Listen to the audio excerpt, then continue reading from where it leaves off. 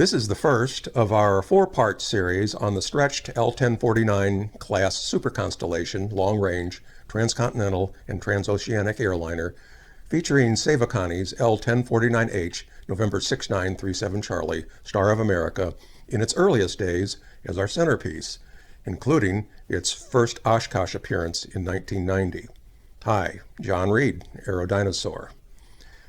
In this series, we'll summarize all relevant information regarding the Super Constellation's place in aviation history, also featuring comprehensive, mostly never-before-seen, early action footage of Star of America during my years as a member of the Save A Connie group.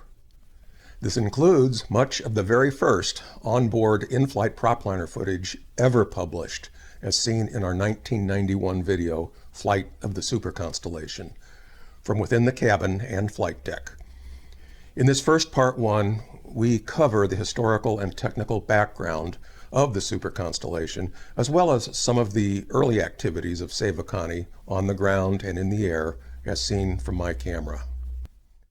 In part two, we experience aspects of an R3350 cylinder change and the resultant test flight from the camera of my closest friend and ally at Save A Connie in the early era, Walter Davis, who also went by the name Willie.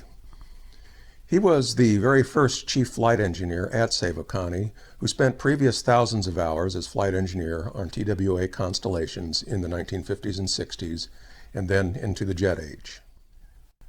Willie taught me a lot about the intricacies, details, and challenges of flying a heavy piston 4-engine propliner, which contrasted greatly with my comparatively meager experiences piloting a Cessna 182. Much of his knowledge was incorporated in my early propliner videos. In part 3, I climb into the navigator's seat behind the flight engineer on September 26, 1990, for our comprehensive in-flight experience from Kansas City Downtown Airport to Jefferson City, about 130 miles to the east, where we worked an air show. Over the next 2 days, the other crew members and I gave guided tours through the aircraft during this air show, which I thoroughly enjoyed, but we didn't perform any air show flight operations.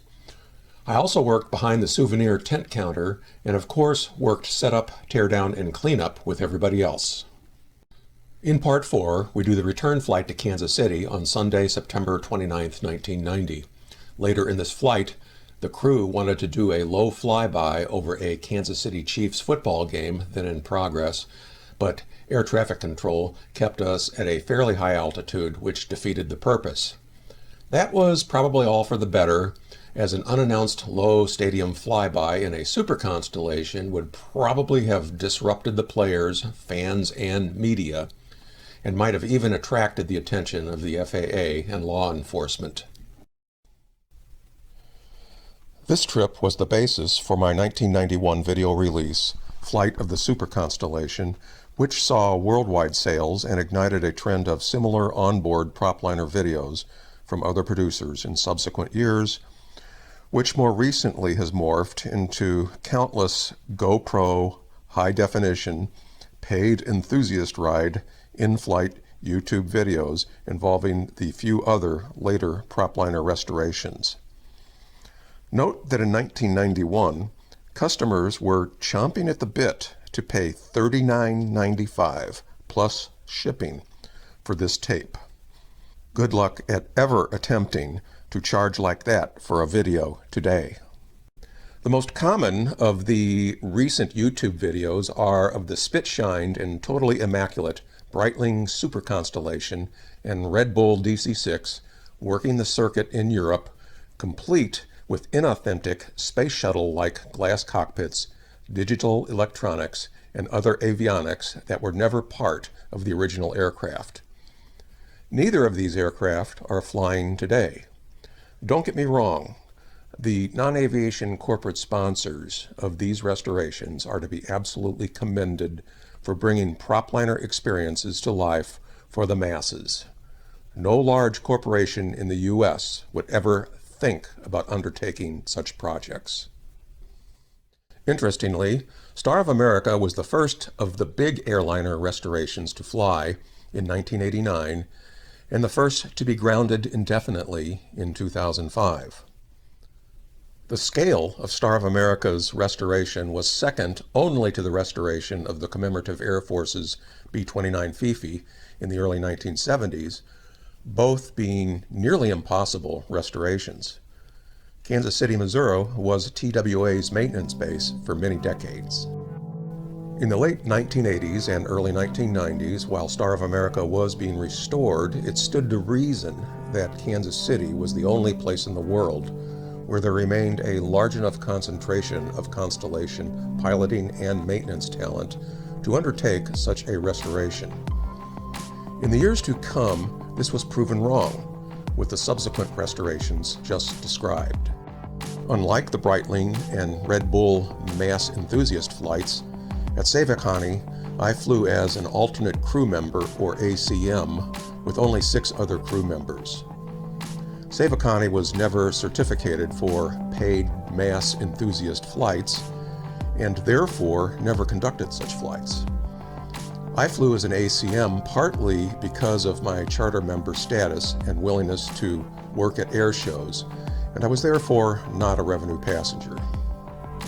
This is the final list of charter members that Save A Connie published in 1987, which included the notorious corporate raider Carl Icahn, who owned Transworld Airlines at that time and who later crippled it to the point of eventual destruction. It should be noted that Save A Connie, which is now the Airline History Museum in Kansas City, seemed to cease recognizing charter member status early on, despite such members' over-the-top monetary contributions that qualified them as such. That was probably, and most understandably, in deference to the many other individuals who put in countless volunteer hours and shed endless blood, sweat, and tears to restore the plane, and who could not otherwise afford extra monetary contributions. My wife and I did put in some of these manual hours on the restoration over the first several years, but it was difficult for us because we lived and worked 250 miles away in St. Louis. Our personal involvement is covered in another video on this channel, First Post-Restoration Test Flight, Save A Connie, Star of America, 1989.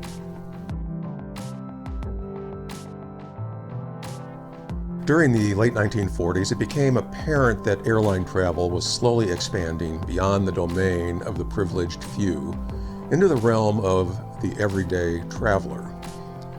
Airlines invented the lower-fared coach class to accommodate this. With increased passenger volume, you needed more passenger capacity.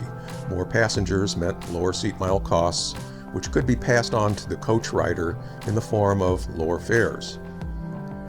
The L-749A Constellation had excess power reserve, but its limited fuselage capacity precluded taking economic advantage of this excess power. The ungainly speed pack seen on this 749A afforded a bit more freight capacity, but still fell short of taking full advantage of the 749's 10,000 takeoff horsepower provided by the 4 R3350BD Cyclone 18s of 2,500 horsepower each. The next logical step was to stretch the Constellation equally in front of and behind the wing by a total of just over 18 feet to 113 feet 7 inches, resulting in the L-1049 Super Constellation, with an increase in higher density passenger layout from approximately 75 to 92 passengers. Maximum gross weight approached 120,000 pounds compared to the L-749's 107,000 pounds.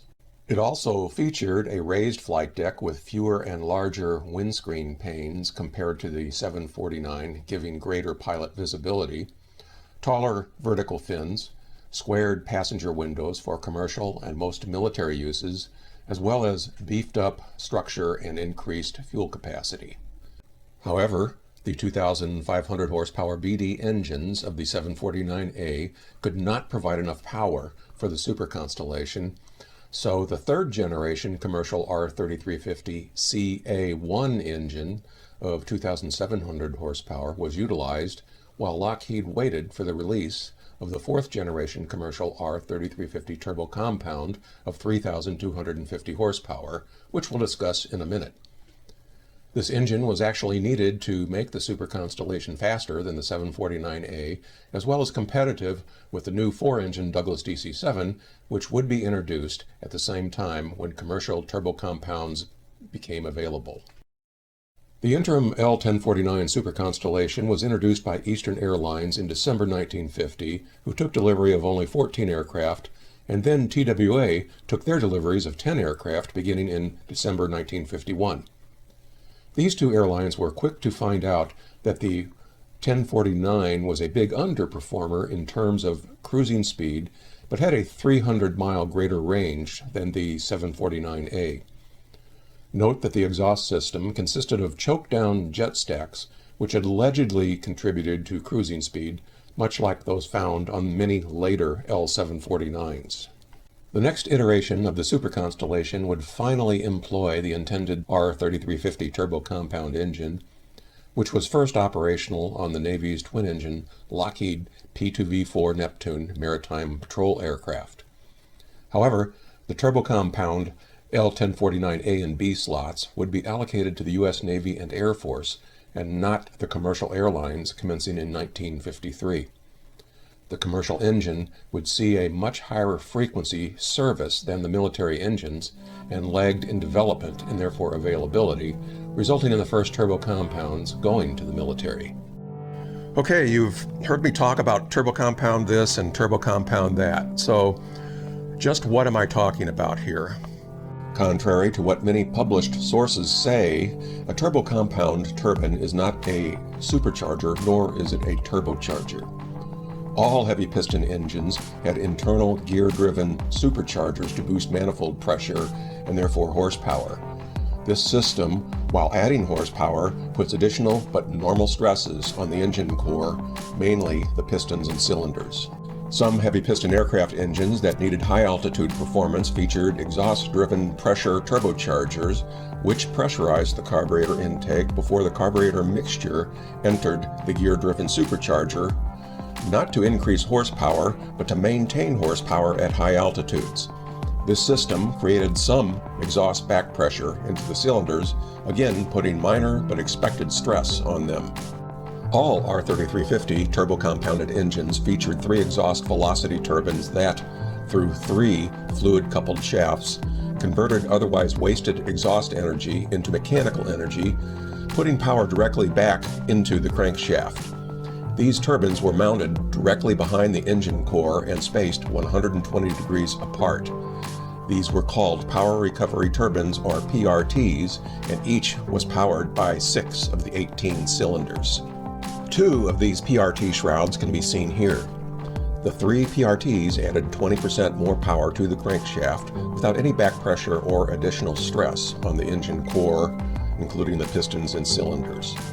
The engine core developed 2,800 horsepower at maximum power, just like the standard CB1 engine, but the PRTs developed an additional 450 horsepower through harnessing the exhaust gas velocity, resulting in total takeoff horsepower of 3,250 horsepower. Also, at normal cruise altitudes, the PRTs were more efficient in low-density air, resulting in 20% better fuel efficiency and associated greater range. Compared to the standard R3350 and R2800, the R3350 turbo compound had early reliability problems with the airlines due to their high-frequency operations, mostly associated with the PRTs. In the early days, the Super Constellation was sometimes called the best transatlantic tri-motor aircraft, but these problems were eventually ironed out. That said, compared to the R2800 found in the DC-6s and Martin and Convair twins, the R3350 was a fussy engine that had to be operated by the book, requiring very careful technique, including gentle throttle transitions, or else it became a ticking time bomb from abuse. If operated by the book, the R3350 turbo compound was as reliable as the R2800. Military turbo compound L1049A deliveries began in 1953. All 222A models were in the form of airborne early warning and control radar pickets consisting of Navy WV-2s and U.S. Air Force RC-121s, as originally designated. These Super Constellation radar pickets dominated military U.S. airborne early warning, surveillance, and control into the late 1970s. The last of a handful of these electronic radar super constellations was retired by the U.S. Navy in 1982. 62 B models were also delivered to the U.S. Navy and Air Force starting in 1953, 52 of which were configured as cargo and personnel transports, and the remaining 10 as additional radar pickets for the Air Force. For these more powerful transports, maximum gross weight was increased from 120,000 pounds to 135,000 pounds thanks to the turbo-compound engine, and these remained in military service well into the 1970s. Commercial deliveries of the definitive turbo-compounded 1049 Super Constellations commenced during 1953 and ended in 1959. These were the C through H models, the most popular and numerous being the G, accounting for 102 out of the 241 commercial super constellations built. TWA operated the largest fleet of super constellations and the largest number of Gs, which TWA called Super Gs. These more powerful super constellations recovered and exceeded the speed performance of the 749As as compared to the straight 1049s, and competed directly with Douglas's 4-engine turbo-compounded DC-7 and 7B. For some perspective, the 749A short constellation cruised at around 275 miles per hour. The follow-on straight 1049 super constellation cruised at a slower 245 miles per hour, but the turbo-compounded 1049C through H's cruised at around 300 miles per hour. Each succeeding super constellation variant represented an incremental improvement in fuel capacity and payload, as well as structural and systems improvements. During this evolution, maximum gross takeoff weight increased from approximately 130,000 pounds to 137,500 pounds and even more, with max payload range generally falling within the 3,500 mile to 4,800 mile range. The largest jump in commercial range was with the G model, with its added wing tip tanks, though not all were so outfitted. Also, the tip tanks were already in service with many of the military super constellations. The D and H models were convertible and/or cargo conversions of the C and G models, respectively, and some of the G and H models were also retrofitted with commercial turbo compounds with 3,400 horsepower for takeoff. Most super constellations were retired by the major airlines by the early 1960s, but second and third tier operators flew rapidly dwindling freighter and freighter conversions through the 1980s, primarily in the Caribbean and Latin America. Many such operators were short-lived shoestring outfits that fed on the jet-age glut of propliner cast-offs and were sometimes in business for only a few months. Maintenance was often deferred or ignored as a result. However, some such operators did not cut corners and remained in business for many years. Propliners were horse-traded like currency among all these operators and their banks and brokers, caused by unpredictable and abrupt boom and bust cycles that always plagued this ever-fluid, almost accidental byproduct industry of the jet age.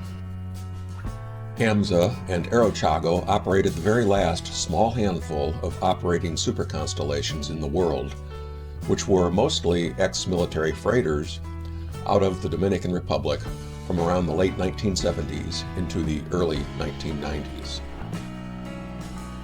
With this ditching and breakup of this AMSA super constellation off San Juan during 1990, the FAA forbade Dominican propliner operations into Miami and the rest of the continental United States, putting the final nail in the coffin for super constellation operations.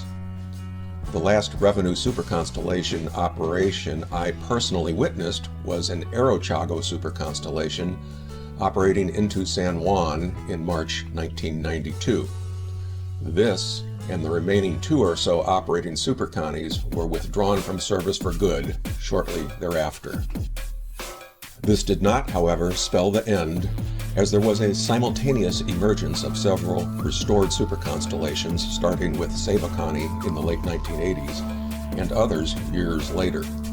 As of today, I believe that only the HARS Super Constellation in Australia is the only airworthy one left. Save A Connie's Super Constellation was an H model, and I believe the third to last Super Constellation to come off the Lockheed Burbank assembly line as delivered to Slick Airways in late 1959. However, for publicity purposes, Save A Connie labeled their aircraft as the more well-known G model. Despite this, I've always, and continue, to refer to 37 Charlie as an H model. Also, by the late 1980s, the commercial DA3 or EA6 versions of the R3350 turbo compound that powered the G and H models were impossible to find. But this U.S. Air Force near equivalent, the Dash 93, was still reasonably abundant, so 37 Charlie was actually powered by this military Dash 93 engine. Okay, to conclude things, let's go back in time to Star of America's 1990 Oshkosh debut that July. This is the first time my wife Karen and I sold Save A Connie souvenirs under its sales tent, and where we found out we could actually be molded into pretty good retail sales clerks if we wanted to. This Oshkosh debut was exactly 2 months prior to my ACM trip in this aircraft in late September. Okay, this is July 27th, 1990 at Oshkosh, and the Connie is getting ready for a flyby. It's being pulled out.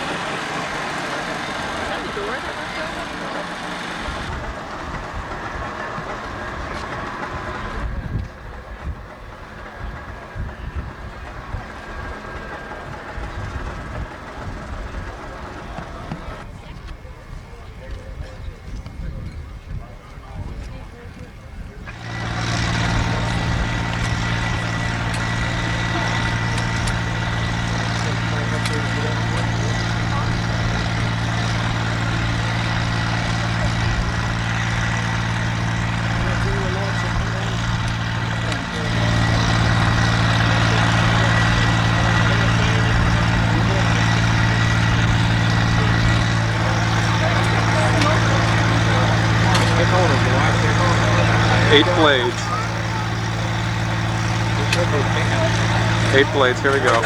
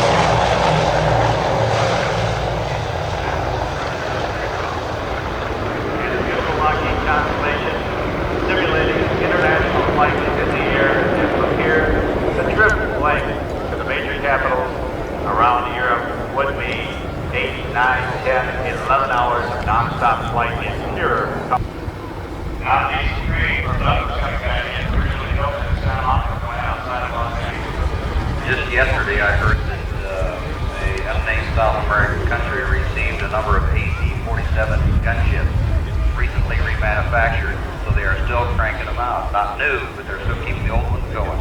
And that, once again, is a design that is clearly 55 years old. Look at the beauty, the three-sailed Lockheed. Look at the wingtip tanks and the big four-engine airliner. And think about the tremendous amount of dedication and work that went to getting that airplane here.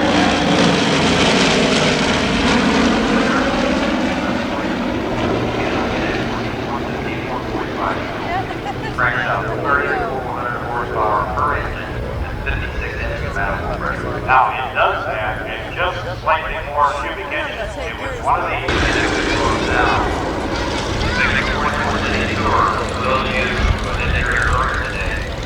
The captain's flying airplane are full-time, normal, full-time airline pilots. Vacation.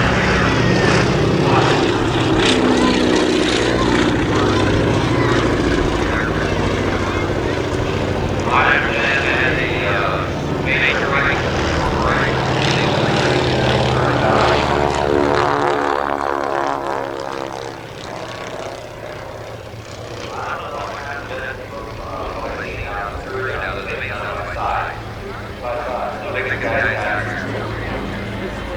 You know, those especially, I checked out the guys on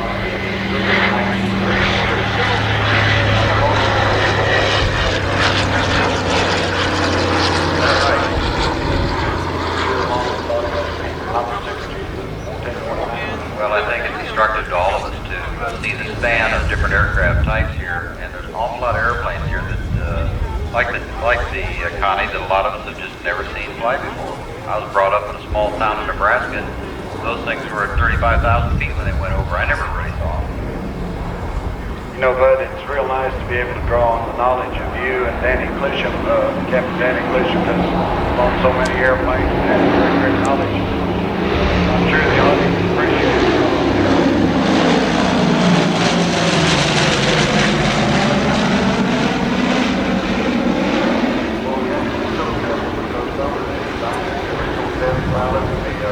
Crew members for many, many years, passengers, the list goes on and on. Associated with the aircraft over the years. Well, as we stand out here with the crowd, you were talking about knowledge, information, and trivia. Just pick a circle, pick 100 yards. I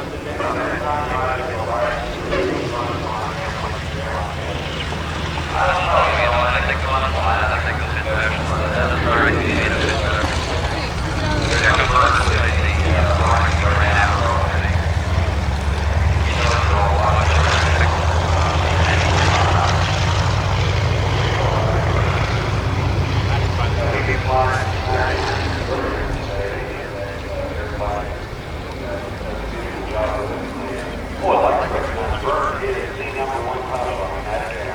Oh, is that right? Is that right? There we've got the 12 turning off the runway, giving Jim Lyon room to get the DC-3 down. Just like they knew what they were doing. Isn't that amazing? Watch, look at that stuff. Now we got to see where Jim's going to turn off as soon as he can to give Frank room to get the Connie in. Connie's love an opportunity to go around. Oh, yes. Well, as a matter of fact, when we were in the airshow briefing, Roscoe, he says, I don't care if they're on the runway, I just get her fly that much more. Look out here at airshow left, you've got the Connie turning in on them. For them, it's actually a pretty short final. You know, the great professional pilots out here demonstrating volunteer for us today, Bud. This shows how we're utilizing the time, and we've got so much education and entertainment for the audience. A great big thank you, and I'd like to thank each of these people involved in any of these airplanes for participating out here for our enjoyment. How about beautiful hold off? Look at that. Look at that. Isn't that pretty?